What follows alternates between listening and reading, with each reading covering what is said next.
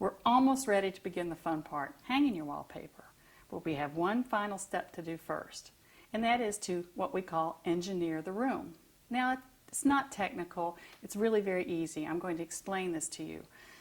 When you start hanging wallpaper in a room, you go all the way around the room and then you end right beside where you started.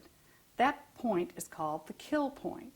And you want that in the least conspicuous place in the room. So normally it's behind a door. In this example, a perfect kill point is in the corner right behind this door. Now when we say engineer the room, what we mean is that we look at the obstacles that are in the room. For instance, I have a thermostat, some windows, outside corners. So we want to make this as easy on ourselves hanging as possible.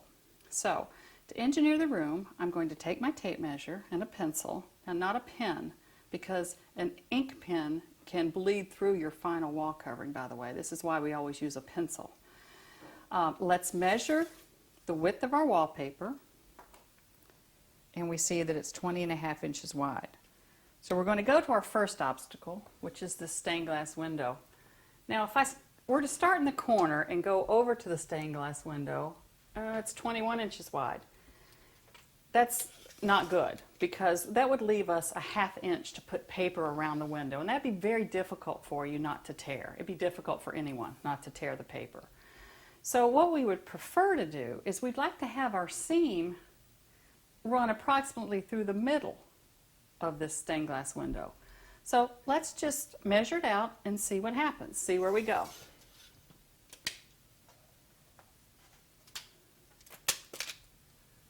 My first piece.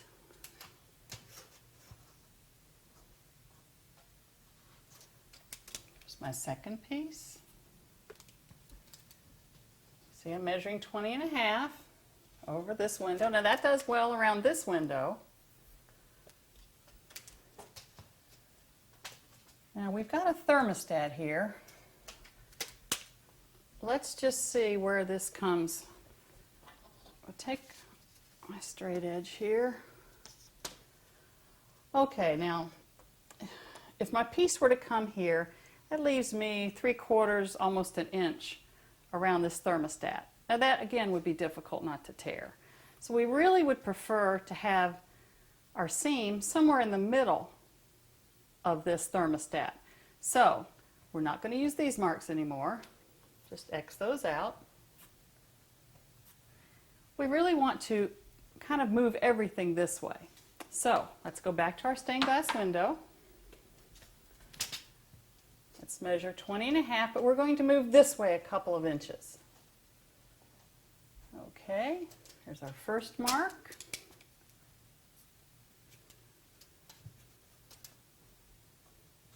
Our second mark,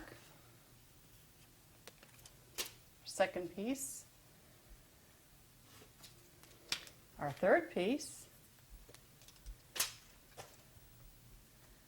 and our fourth piece.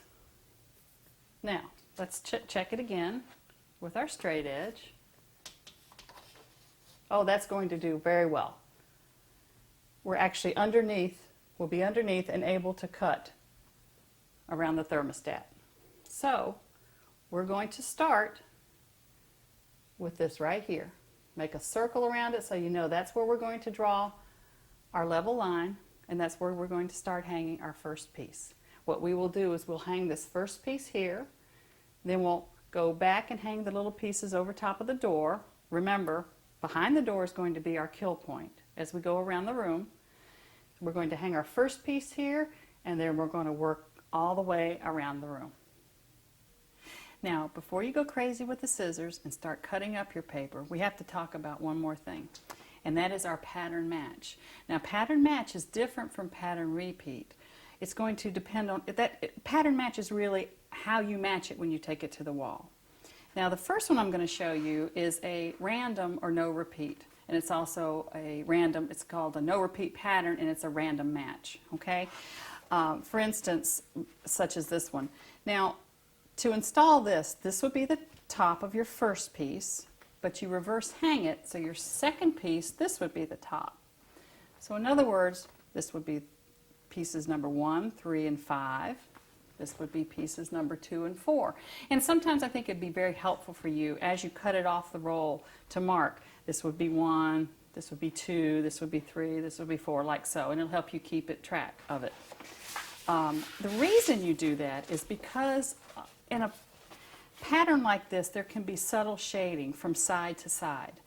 You don't see it when you look at the roll, but when you put it up on the wall and it dries, you would see one side is just perceptibly a little bit darker than the other. So reverse hanging eliminates that because it puts 2 lighter sides together and 2 darker sides together, and that way you don't see it at all. Now the second one I'm going to show you is what we call a straight across match. A straight across match simply means each one of your tops are going to be the same.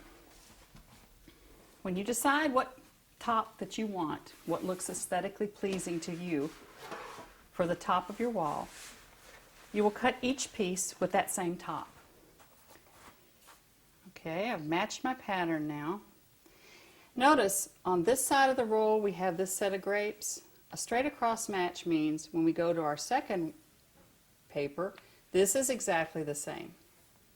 So it's a straight across. So when you're cutting your paper for this, what you will do is you'll decide what's aesthetically pleasing, where you want your top, your ceiling line to be. So when you're cutting your paper, each top will have the exact same design element. The third and last one I'm going to show you is what we call a drop or a half drop match. And that's exactly what we're going to be hanging on our walls, as a matter of fact. So this will be a good example for you to see.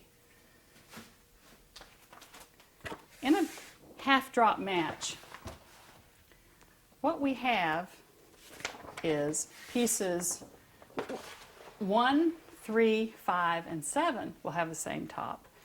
And pieces 2, 4, 6, 8 will have the same top. In other words, let me show you. Line up your pattern, match your pattern. Here we go. There we go. Okay. Now, why do we call this a half drop match? See this flower here? Go across. Well, you don't have the flower here. But if you go down, you'll see the same exact flower is here.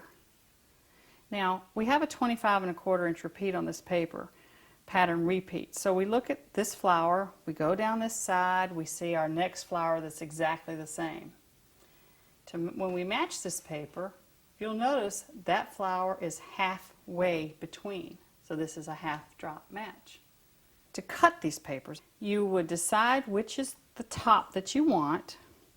Now when you're deciding that, remember you want to not cut design elements in half at your ceiling line. So you want as many whole flowers or whole fruit or whatever you're hanging. You want as many of those as you possibly can without being cut. So let's pretend that this is the ceiling line. This is where we're going to cut. So you would work off of 2 rolls. You would work off an odd and an even roll. This is our odd roll. This would be the top for pieces 1, 3, 5, 7, and so forth. This even roll would be the top you would cut for every piece that's even, 2, 4, 6, 8. So what I will do is I will go to my wall and I will mark each strip 1, 2, 3, 4, 5. Now my odd rolls, every other one is going to have the same top. So I'm going to cut these all with the same top and I'm going to mark them 1, 3, 5, 7.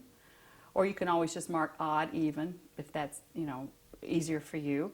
And then on my piece number 2 will be my even roll. So I'll mark that 2, 4, 6, 8, or I can just mark it even. So the tops on this will all be the same. That just saves you, because this has a pattern repeat of 25 1/4 inches. That's a lot. You don't want to waste that much with each piece. Okay, so this helps save some paper as you are cutting your room.